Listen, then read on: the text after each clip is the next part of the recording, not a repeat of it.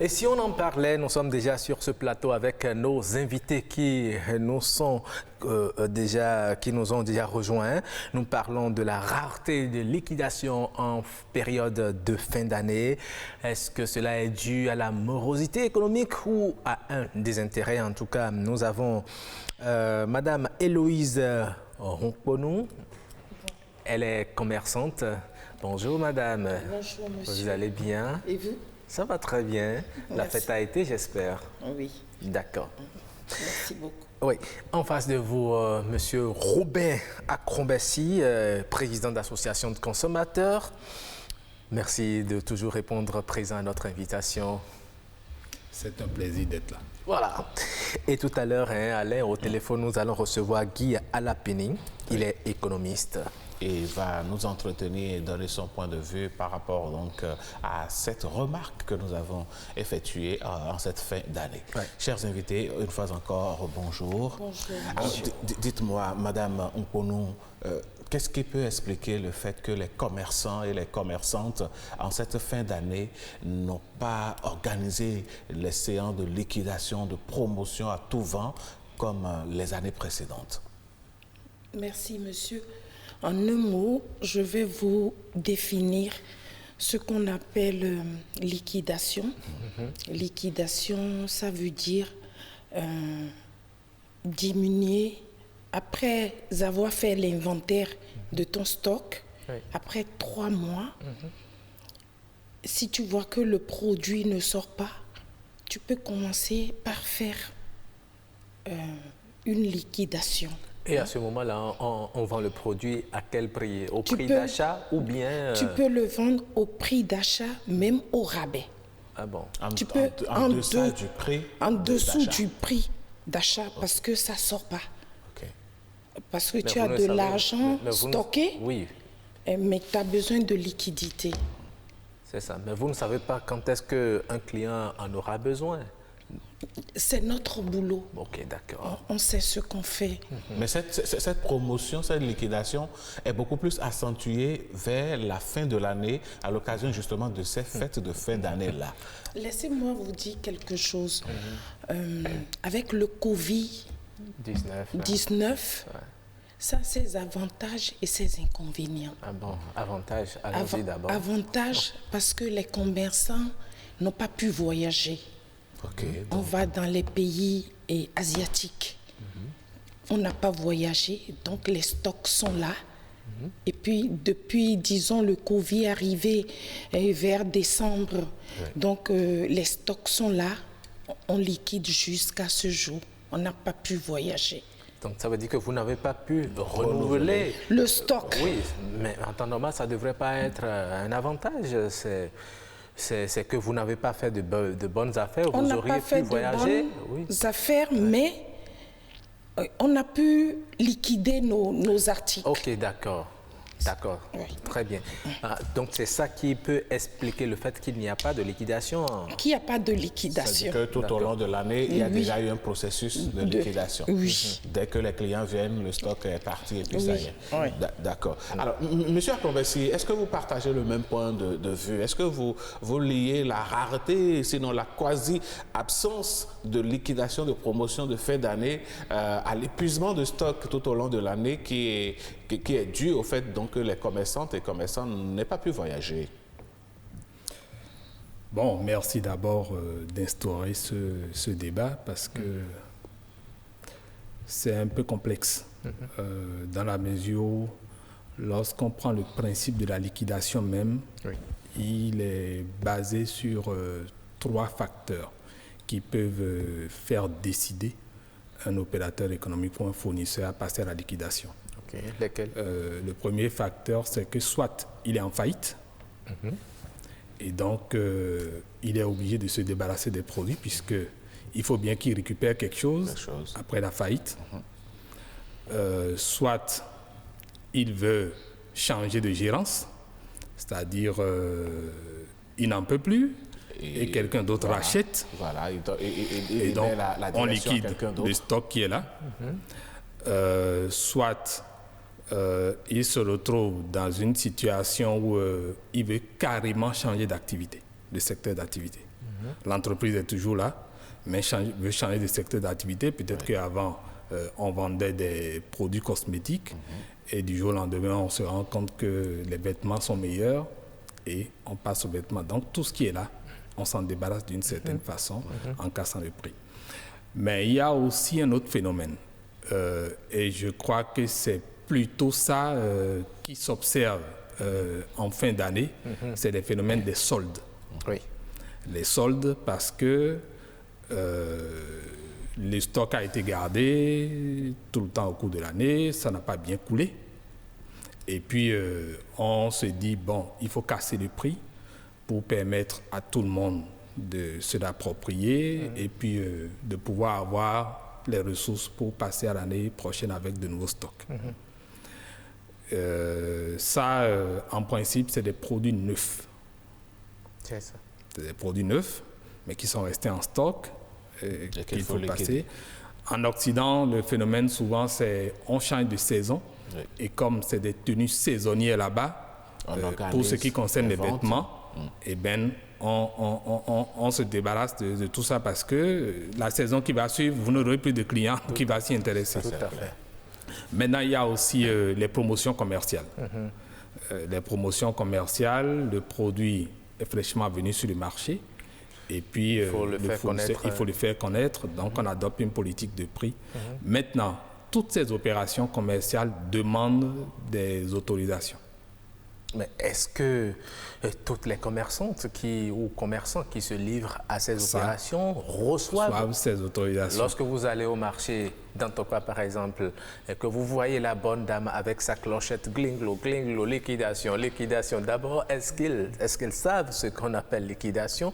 Pour eux, c'est que, bon, on est allé ramasser le produit quelque part, et ça peut être de qualité douteuse, mais comme c'est en période de fin d'année, et puis on dit liquidation, banjo et jack banjo, vous voyez, avec un moindre... un peu d'argent, vous pouvez l'avoir, ce que vous ne pouviez pas avoir. Ouais. Oui, c'est vrai que la question de l'autorisation, ce n'est pas effectif. Maintenant, c'est compliqué avec une bonne dame qui n'est pas forcément lettrée. Même avec les lettrés, ça se passe. Ils ne connaissent pas forcément la réglementation en vigueur ou les réglementations en vigueur. Donc, moi, je me suis dit, c'est vrai que nous avions posé ce problème au niveau du ministère du Commerce pour dire qu'il faut pouvoir réglementer ça. Est-ce que ça a été un des leviers qui ont fait qu'il y en a eu moins? On ne peut pas le savoir tout de suite. Mais une chose est sûre, il y a une crise économique et financière qui a frappé tous les secteurs. Tout à fait. Et comme l'a dit Mme Oukonou, les gens ont gardé des produits en stock, ils n'ont pas pu en importer d'autres, ça a été difficile, mais ils se disent l'année prochaine sera meilleure et donc on aura besoin de liquidités pour pouvoir faire face à l'importation. Donc forcément, il faut se dépêcher de pratiquer la liquidation sur toute l'année. Alors que c'est des opérations réglementées. Tout à fait. Le nombre de mois que vous voulez faire, ça doit être défini avec le ministère du Commerce et tout. Donc, globalement, je crois que le fait que les gens n'aient pas pu vraiment bien vendre au cours de l'année, se mettre dans des politiques de réduction de coûts, vous imaginez, ce n'est pas sûr qu'ils puissent mobiliser le capital parce que vendre au rabais, oui, c'est quand pendant l'année ça a été très bien qu'on se décide de réduire les coûts pour pouvoir récupérer un peu de ce qui reste.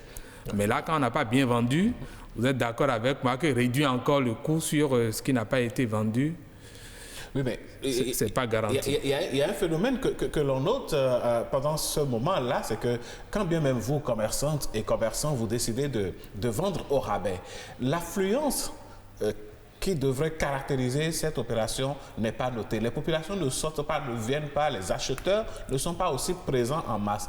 Selon vous, qu'est-ce qui peut expliquer cette attitude des acheteurs? Est-ce parce qu'ils sont découragés? Est-ce parce qu'ils n'ont pas l'argent? Quelle pourrait être l'explication? Je ne peux pas vous expliquer parce qu'il faut des économistes pour nous On en aura un au téléphone tout à l'heure. Merci pour nous expliquer pourquoi. Nous, on n'est pas du métier, on ne peut rien dire. Et puis, tous les frontières sont fermées. Donc, ça agit. Mais est-ce que quelque part, ce n'est pas parce que, bon, certains ont constaté, il y en a qui ont, même quand ils font des opérations de liquidation, et ils ne vendent pas comme ils l'auraient souhaité. Est-ce que ce n'est pas parce que c'est un marché de dupes que les consommateurs ont fini par comprendre qui a suscité ce désintérêt? Au départ, reste toujours à 100 francs ou bien peut-être à 110 francs, 125 francs. Pourtant, on parle de liquidation. Vous savez... Et dans la sous-région, il y a Lomé, Ghana, Togo, Nigeria, Burkina. Vous voyez, tout ce monde vient vers nous. Donc, ils ramassent les choses, liquidation, les trucs à bas prix pour ramener dans les villages, pour aller vendre. Avec le Covid, tout est fermé, les gens ne sont pas arrivés, les gens ont peur de la maladie. Donc, ce sont eux qui viennent vers nous. D'accord. Nous allons vers eux, eux, ils viennent vers nous. Et donc, les échanges commerciaux n'ont plus eu lieu. Oui, c'est ça. Les gens n'ont pas quitté le village pour venir en ville, chercher les produits pour aller les revendre au village. Regardez le Nigeria avec leur population. Ils viennent ici ramasser tout ce qui est liquidation, amis, bords, tout ça, et ramener chez eux, dans les villages, dans les recoins, et aller vendre. Donc, ils ne sont pas là. Résultat, la promotion tant attendue n'a pas eu lieu. Roch Aurélien Akouainou, avec votre permission, on va suivre quelques Béninois qui ont fait aussi le constat et qui en parlent ici au micro de Fulgencia Moutonji dans la Voix Pop. On n'a rien senti comme promotion. Bon, on ne sait pas pourquoi. Est-ce la pandémie qui a surgi? Bon, est-ce le pays en général? C'est les deux. Et il n'y a pas l'argent qui circule comme cela se doit. Et puis, bon, on fait avec quoi. On fait une promotion lorsqu'on a assez de marchandises à écouler sur le marché. Mais lorsqu'on n'en a pas, je ne vois pas l'intérêt. Nous, on se trouve en difficulté parce que les choses qu'on payait à des prix abordables pour pouvoir refourguer ça aux personnes, c'est devenu cher. Donc on ne comprend pas. Les cargaisons ne sont pas venues. Nos gros distributeurs n'ont pas voyagé à cause de la maladie qui circule et la fermeture des frontières. Bon, compte tenu aussi du prix, ils disent que c'est un peu cher, qu'ils préfèrent aller ailleurs. Ils disent que dans d'autres boutiques, les prix sont moins chers comparativement à ici. C'est pour cela qu'ils ne viennent pas assez. Mais ils viennent quand même. Et cette année, c'est spécial. Depuis bientôt 3 à 4 ans, nous vivons une certaine morosité au niveau des activités. Cette année, cela s'explique et cela, c'est de façon générale, pour ne pas dire mondiale. Il y a la pandémie de coronavirus qui sévit et qui n'a pas eu aucun secteur d'activité économique. C'est les conséquences que nous sommes en train de vivre actuellement. Effectivement, on a baissé un peu les prix parce qu'à cause de la morosité économique, les parents ne sortent pas. Ou bien ceux qui sortent, quand ils viennent, ils veulent qu'on diminue vraiment les choses. Plus que ce que l'on a payé, des trucs comme ça. Mais on a fait de promotion, pratiquement 50%. Et j'y crois pas. J'ai vu jusqu'à moins 70% affichés sur les vitrines d'un prêt-à-porter. Je me dis que c'est peut-être une technique pour attirer la clientèle, mais lui vendre en fait au même prix. C'est une politique commerciale. Parce qu'on aurait lu ça sur des boutiques. Et bon, par curiosité, parce que là où c'est moins, c'est ce que le Béninois veut. Donc on est rentré, on a demandé le prix. On a senti que c'est presque les mêmes prix. Même des fois, il y a des articles que nous avions choisis qui sont encore plus chers que là où il n'y a pas été promotion. Quelqu'un qui ne s'y connaît pas trop peut se rouer vers ces magasins et vouloir profiter de ces promotions. Bon, ça dépend de la maturité de chacun.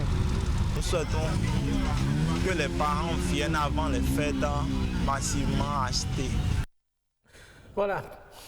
Assez d'informations par rapport à ce constat. Le constat est effectif.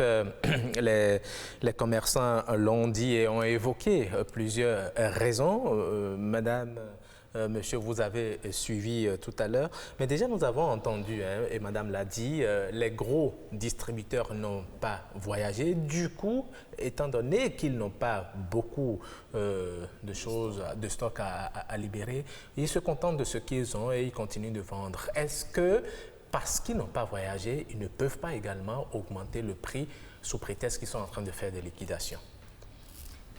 Oui, c'est pour cela que je disais tout à l'heure que c'est des opérations commerciales qui sont réglementées. Parce que lorsqu'on parle de promotion ou bien de solde, en principe, on doit afficher d'abord toutes les informations concernant les prix, les anciens prix et les nouveaux prix. Les nouveaux tarifs qu'on veut afficher doivent être transmises au ministère du Commerce, à la Direction générale du Commerce. Et donc, eux, ils doivent vérifier pour voir est-ce qu'effectivement ces tarifs-là sont honnêtes. Parce que quand ce n'est pas le cas, le monsieur il peut aller mettre 70% ou 60% de réduction. Alors qu'en réalité... Mais qui a vérifié le prix de début? C'est ça. Et donc, il peut toujours mettre le même prix, il met 60%, vous, naïvement, vous y croyez, et peut-être même qu'il augmente. Comme certains interviewés l'ont dit tout à l'heure. Donc, si ce n'est pas réglementé, si le ministère ne suit pas, c'est vrai que bon, ça fait partie aussi des missions des organisations de consommateurs de suivre. Et donc, si on ne suit pas, c'est comme ça se passe, c'est aux grandes dames des consommateurs. Est-ce que quelque part, ce n'est pas justement le pouvoir d'achat du consommateur qui se retrouve réduit, qui fait que ce dernier n'arrive pas à aller dans ces lieux de promotion? Bon, c'est effectif. En fait, il y en a eu un peu, mais pas beaucoup. Le pouvoir d'achat du consommateur est érodé. Le panier de la ménagère aujourd'hui est totalement essoré. Donc, pour s'offrir un minimum de plaisir, le consommateur il réfléchit par 3 fois. Vous savez, déjà à la veille de l'année 2021, pour l'année scolaire, on vous réclame déjà les scolarités, la deuxième tranche. Donc, quand vous pensez à ça, vous vous dites, dès qu'on va rentrer dans la nouvelle année, à l'entrée des écoles, ce sera qu'on contrôle les listes. Donc, c'est l'une des raisons pour lesquelles il n'y a pas d'influence devant... Mais non, on ne pourra pas le faire. Les gens ralentissent leur élan, tranquillement. On ne pourra pas le faire parce que ça, c'est prioritaire par rapport au plaisir de la fête. D'accord. Les gens l'ont dit, nous avons entendu, à cause de la morosité, les gens ne sortent pas. C'est assez évocateur de la situation que l'on vit. Mais si la situation reste telle qu'elle jusqu'à l'année prochaine encore, est-ce que les commerçants pourront encore continuer à être appelés commerçants? Étant donné qu'on a dit que les gros distributeurs ne voyagent plus, si finalement ils vendent ce qu'ils ont, est-ce qu'ils ne seront pas amenés à fermer? Surtout qu'il y a une autre variante de Covid qui arrive apparemment là. Bon, oui, effectivement, c'est annoncé. Vous savez, en Afrique, on est heureux. Regardez toute l'Afrique. On n'est pas confinés. Et moi, je suis très contente qu'il y a le Covid. Regardez ce qui se passe en Europe.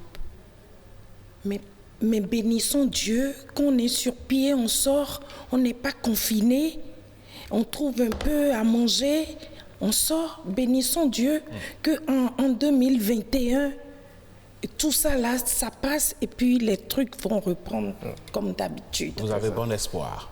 C'est ça, c'est la foi. Ayons la foi, c'est tout.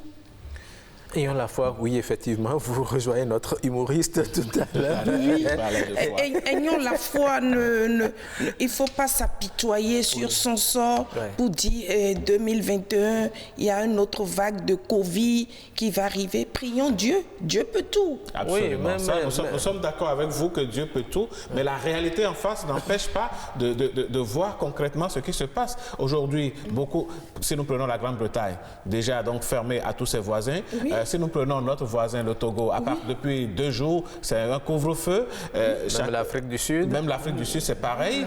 Alors, quand on voit un peu la capacité de propagation de ce virus et qu'il y a une autre variante qui arrive, la question de ROC reste et demeure fondée du moment où vous commerçantes, je veux dire, vous n'avez pas pu voyager en 2020. Si cette variante vient s'ajouter au Covid que nous avons là, est-ce que vous allez pouvoir voyager? La réponse est non. Dans ces conditions, comment alors vos activités vont-elles prospérer et comment les consommateurs vont trouver ce dont ils ont besoin auprès de vous? C'est ça la question. Et ne restons pas aujourd'hui et pensons à demain. Vous comprenez? Et les grandes personnes, nos parents nous disent que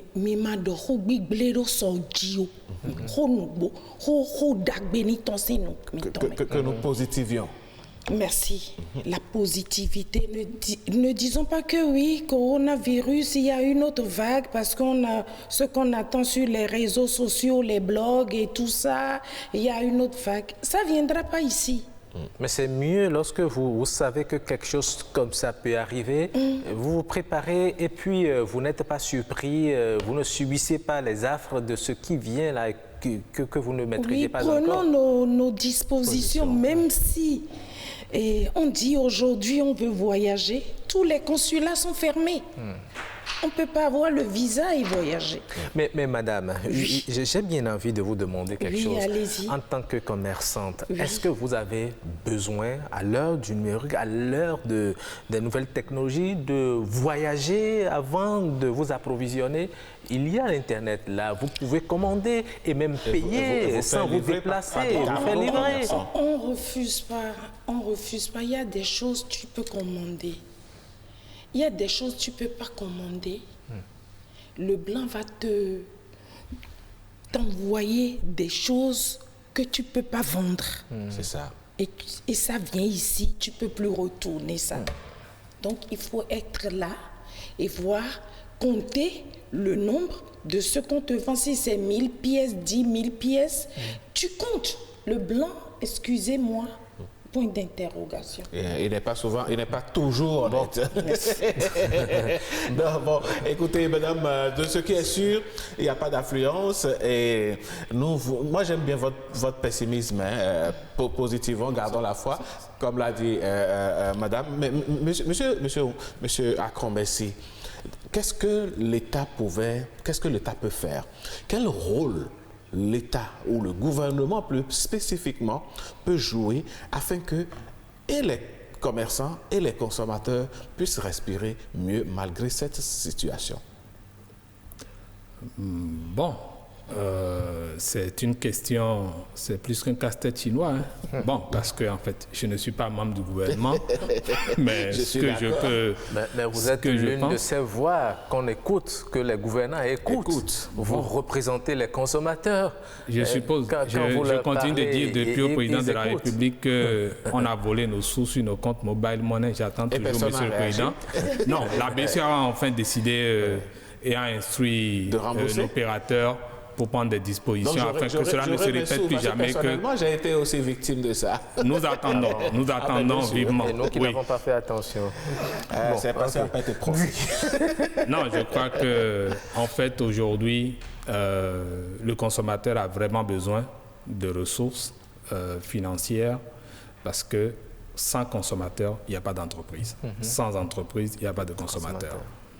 Et donc, ce qui va permettre certainement aux consommateurs d'avoir un panier de la ménagère amélioré, c'est que l'État trouve les moyens pour peut-être rehausser un peu tout ce qui est charge salariale pour l'État.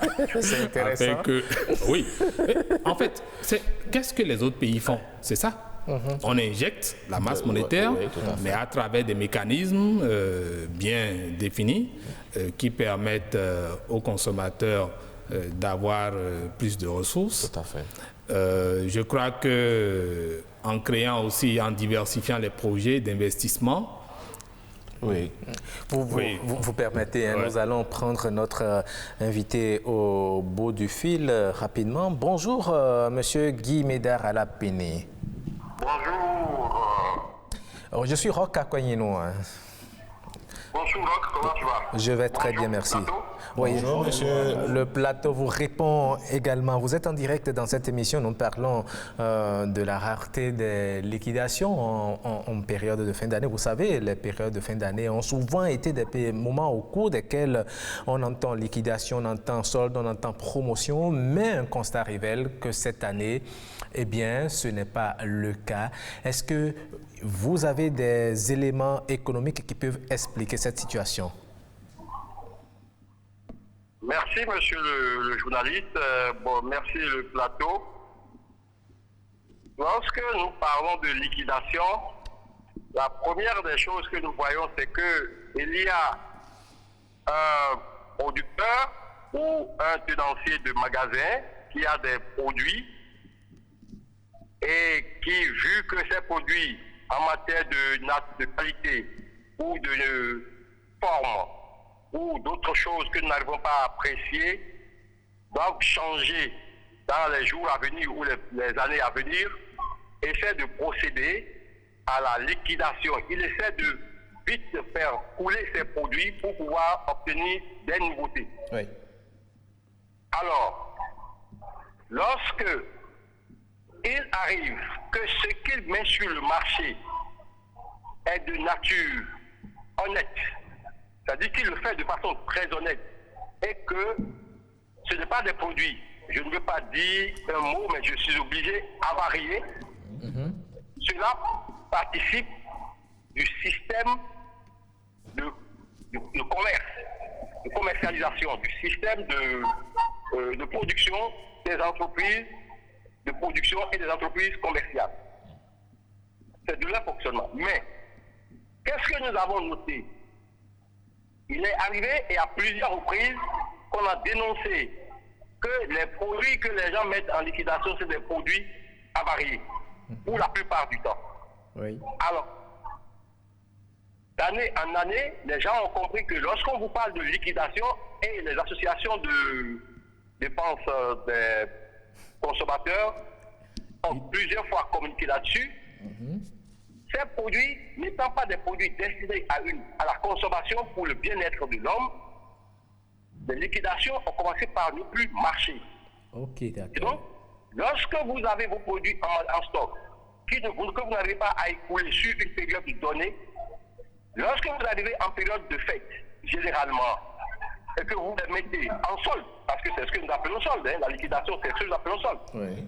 Que vous les mettez en solde, vu que les gens ont été sensibilisés sur le fait que c'est des produits généralement avariés, ça ne coule plus. Donc il y a comme une confiance qui s'est détériorée. Voilà.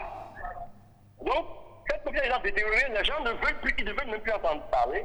Et donc, les commerçants, pour le dire directement, soit ils ont trouvé un moyen pour faire déjà la liquidation en plein milieu d'année, en plein milieu d'année, et si vous l'observez bien, il faut commencer par suivre. Nous avons fait un petit travail là-dessus. Lorsque vous faites à partir de la fête de Pâques, vous arrivez de Pâques jusqu'à la rentrée, les gens font ce que nous appelons le solde, la liquidation, qui ne dit pas son nom. D'accord. C'est même déjà à partir de la Saint-Valentin, hein, autour de février, là. Voilà, ils font déjà la liquidation, et donc ils ont trouvé un moyen pour contourner la fin de l'année. Ce n'est pas que les gens ne s'intéressent plus, ou bien que c'est la morosité économique. Non, c'est dû simplement que les commerçants ont trouvé un moyen pour le faire sur du long terme. Ce n'est plus concentré sur une période donnée où ça se tapage, ça fait du bruit et on dit que ça c'est la liquidation. D'accord. Mais si on suit bien votre argumentaire, c'est à croire que d'ici quelques années, nous n'allons plus assister à ces opérations de liquidation en période de fin d'année. C'est ce que vous voulez dire? C'est pratiquement ce que je suis en train de dire et cette année, vous l'avez constaté. Ce n'est pas que les gens n'ont pas les moyens, c'est vrai, il y a d'autres facteurs. Il y a qu'on a déjà dit aux gens fermer les ceintures, les gens ont commencé pas à comprendre la chose autrement, et ils ont pris des dispositions. Aujourd'hui, les gens vivent autrement. D'accord. Mais ce n'est pas que ça, c'est parce que les producteurs et les commerçants ont compris qu'en fin d'année, ça ne coule plus.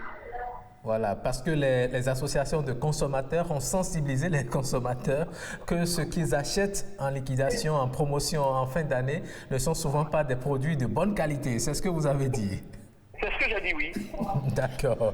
Nous avons sur ce plateau un représentant, un président d'association de consommateurs et il va également vous répondre. Merci beaucoup, monsieur Guy Alapini. Ok, merci. Oui, très bonne journée à vous. Merci. Ouais. Oui, monsieur Akrombessi, le pavé est jeté dans votre mare. Il paraît que s'il n'y a pas de promotion, de liquidation en période de fin d'année, c'est parce que vous avez sensibilisé les gens et que bon, ils savent désormais qu'en période de fin d'année, ce sont des produits avariés et qui sont mis en liquidation, etc. Et que c'est l'une des raisons qui peuvent justifier ce constat dont nous parlons. Bon, je ne dirais pas qu'on a effectivement sensibilisé les gens sur un certain nombre d'aspects, notoirement sur la qualité des produits. Mais là, il s'agit beaucoup plus des produits agroalimentaires.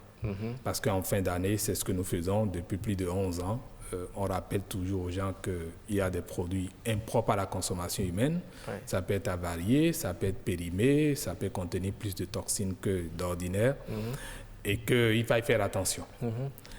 Mais lorsqu'on prend les vêtements, par exemple, lorsqu'on prend les motos, lorsqu'on prend les cosmétiques et d'autres secteurs, on ne fait pas ce travail.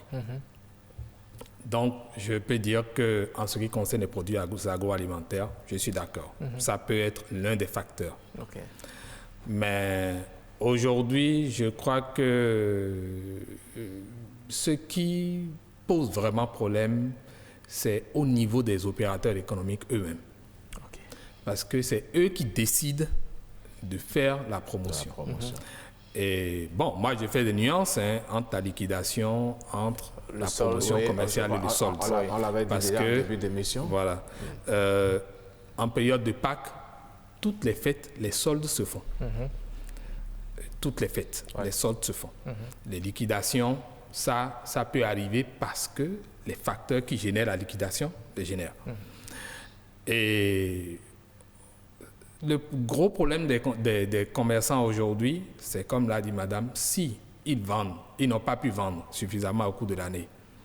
Et quand ils ont des stocks qui ne sont pas sûrs d'avoir de nouveaux stocks, le commerçant fait tout pour maintenir le stock et maintenir la vente au coût. Et maintenir la clientèle Parce aussi. que le commerçant se demande toujours, si je vends à prix trop bas, est-ce que j'aurai encore assez de ressources pour faire face à la nouvelle importation? Parce que je ne sais même pas quels seraient les nouveaux coûts.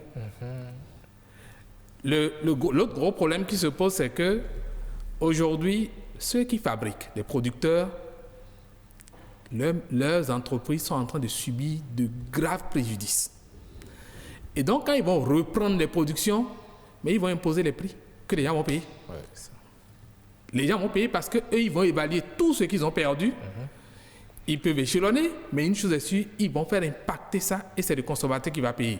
Mais eux, commerçants, ils ont besoin d'avoir assez de liquidité pour faire face. Donc, ils font attention avec le stock qu'ils ont, ne pas trop casser le coût, pour qu'après, ils se retrouvent en difficulté de liquidité. D'accord.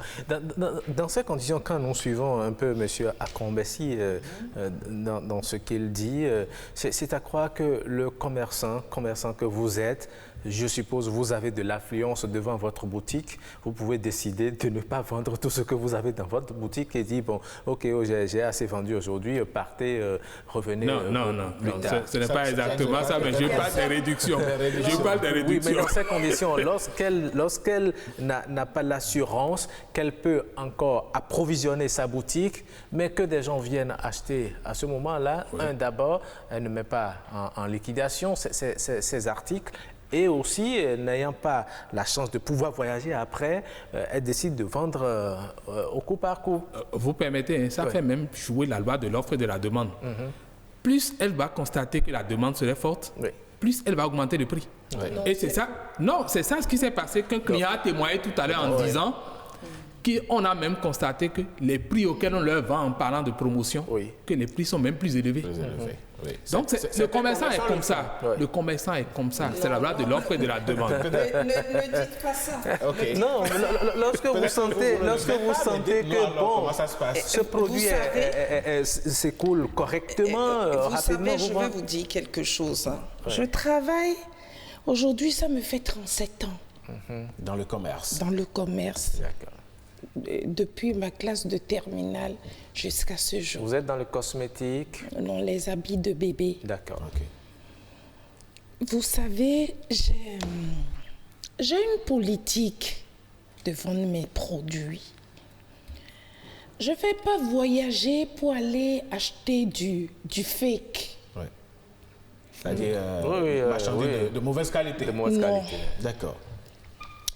Mais quand tu fais le tour, tu dois revenir chez moi. Même le fabricant, s'il fait, et puis je vois que la qualité ne me convient pas, je dis sors un. Je vais voir. Si c'est pas bon, je te laisse. Vous me comprenez, bien sûr. Je suis vraiment... Vous êtes rigoureuse sur la qualité et tout. Mais je suis rigoureuse sur la qualité. On est d'accord. Vous ne pratiquez pas, disons, vous ne charcutez pas le consommateur, le dernier consommateur. Non. Mais ça, c'est vous. Le constat fait par le président de l'association, M. Akrobessi, est aussi un constat général. Tu peux pas... Et dans mon métier, je ne peux pas faire ça. Parce que Tokpa est à côté. Hein? Et combien de personnes achètent la qualité? Ça, c'est une autre question, effectivement. Il faut avoir les moyens pour pouvoir acheter la qualité. Parce que la qualité a un coût. Merci. Combien de personnes rentrent dans les boutiques pour aller acheter les habits de bébé? Même, disons, 80% va au marché dans Tokpa. Je sais ce que je dis. Donc, et un client ne peut pas venir chez moi et puis ce que je vends à 10 000 francs parce que je le vois selon la tête du client, je dis 12 000, non. Je suis là pour prendre de l'argent. Vous avez déjà défini vos marges bénéficiaires. Vous me comprenez? Bien sûr.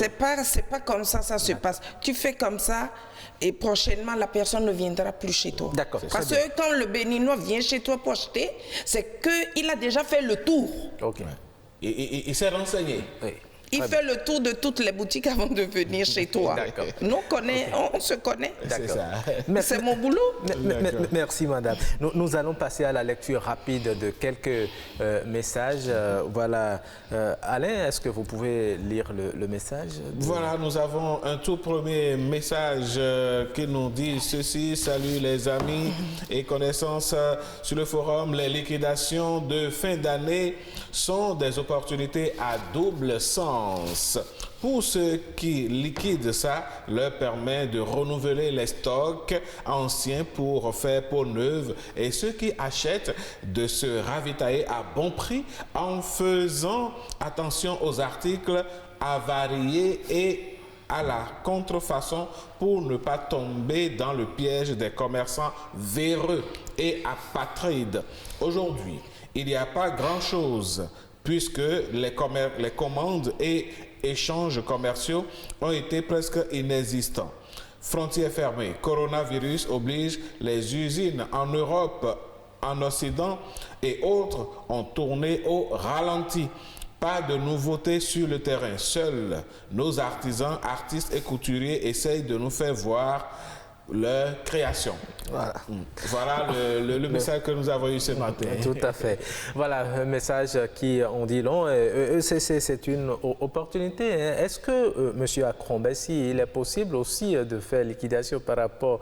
Depuis, on est en train de parler des produits qui sont importés. Oui, parce qu'aujourd'hui, les gros distributeurs n'ont plus la possibilité de voyager.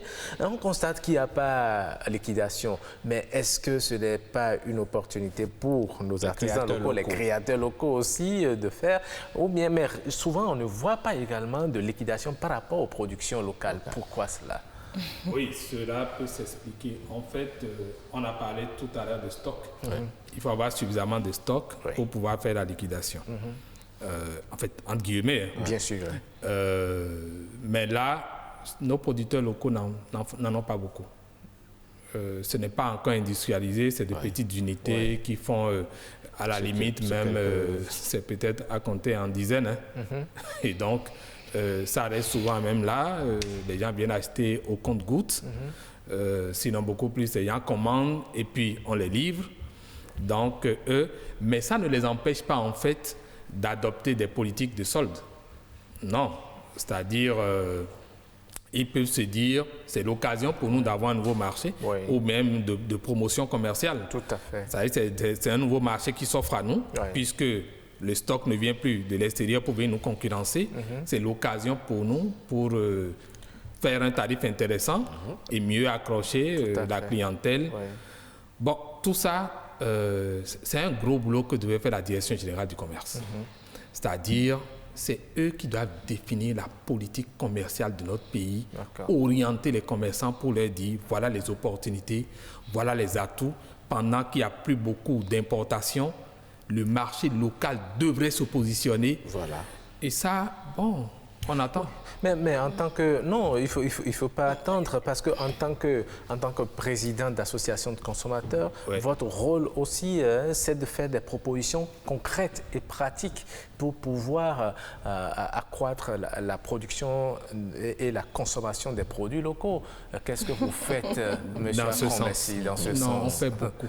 Vous savez, en février 2019, nous avons lancé le projet Consommer local, la clé pour nourrir tout le monde. Non pas forcément en termes de produits agroalimentaires, mais en termes de vêtements, denrées agroalimentaires, meubles. C'est par là qu'on a voulu démarrer. Tous les producteurs ont été invités, tous les acteurs, les ministères, les banques. Mais visiblement, dans notre pays, on se demande, est-ce que nous aimons vraiment ce qui va faire du bien à tout le monde? Ou nous aimons juste ce qui nous profite à nous et à nous seuls? Ça, c'est une grosse nous, question. en tant qu'organisation de consommateurs, nous proposons ça. Les banques devraient voir une opportunité que la clientèle est disponible. Donc, il y a possibilité d'accompagner les producteurs locaux pour que le produit soit vendu et qu'ils récupèrent leurs fonds. Les producteurs locaux, les transformateurs devraient saisir l'opportunité pour dire, mais si nos clients, c'est eux maintenant qui font la demande, ça veut dire que le marché est disponible et que nous devions saisir l'opportunité. Pour produire davantage. Les ministères devraient se dire, c'est une occasion pour notre pays d'innover, de se développer. Mais vous savez, on a l'impression que M. Akombessi et ses collaborateurs sont allés trouver un financement quelque part. Et donc, ils doivent faire cette activité pour justifier l'utilisation. Non, vous voyez, depuis 2019, le projet peine à prendre. C'est vrai. Je pense... Quand nous faisons tout ça, c'est là où nous disons, bon, à un moment donné, on se dit, bon, peut-être que le chef de l'État va se pencher sur ces aspects un jour et que ça va mieux inciter les responsables de ces structures. En octobre dernier, il y a eu le mois du consommant local. Et malheureusement, on a vu des ministres aller à ces lancements de consommant local en tenue importée ou occidentale. Donc, il faut faire un travail sur le mental de tout le monde, sans exception. Non, c'est réaliste. Ah oui, absolument. C'est réaliste parce que vous êtes le seul nouveau ici. Ne vous en faites pas. On a été un peu vexés. Parce que nous avons fini par définir le trimestre de l'agro-rendez-vous local chez nous, où on a invité les différents ministères, notamment aussi le ministère du Commerce. Mais vous savez, quand ils ont voulu faire le mois d'octobre, ils ont utilisé notre plateau pour pouvoir communiquer à travers la presse. Mais quand ils ont voulu faire pour eux, ils ne nous ont pas invités. C'est pas un problème. Ça, c'est une guerre. Vous allez essayer de gérer ça. Il y a de la synergie. Une synergie, voilà. Il y a comme une petite hypocrisie là. D'accord, très bien. Madame, on voudrait intervenir. Oui, très rapidement, et nous allons faire un dernier tour de table parce que le temps est parti. Je vais vous dire quelque chose. On dit consommons local et tout. Laissez-moi vous dire quelque chose. Est-ce que nos couturiers, nos couturières sont disponibles pour faire ça? Oui, il y a assez de couturiers. Vous savez, on n'a pas cette culture chez nous. Regardez, nos jeunes filles veulent même plus apprendre la couture. Tu vas chez une couturière, nos mamans qui font ces choses, et dis maman, je n'ai plus d'apprenti. Avant de prendre, tu me donnes un mois. Parce que j'ai déjà d'autres commandes qui sont là à attendre. Et puis, c'est dans un mois où, si je trouve une occasion, laisse-moi, je vais t'appeler. D'accord. Nos filles ne veulent plus travailler. Oui, il faut donc ramener la mentalité du travail. Merci beaucoup, merci. Non, à ce sujet, je voudrais dire simplement qu'il n'appartiendrait pas aux couturiers et aux couturières de monter des unités de production, des usines ou industries. Tout à fait. Il appartient à des commerçants de recruter ces couturiers, mais aussi par rapport à ceux qui sont les ouvriers dont Madame parle, qui ne veulent pas travailler. Vous savez, en Occident aussi, c'est le même problème. On forme les gens juste même pour mettre un bouton, juste pour ça, et ils viennent travailler dans l'entreprise. Donc, c'est juste une politique de développement. La télévision, c'est une question de temps. C'est vrai. Notre chef d'émission fait de grands gestes depuis, c'est s'essouffler. Allez, mesdames, messieurs, ainsi va prendre fin donc ce débat de ce jour. C'est sûr, vous l'avez remarqué, on n'a pas pu faire tout le tour. Cela continue chez vous. Merci.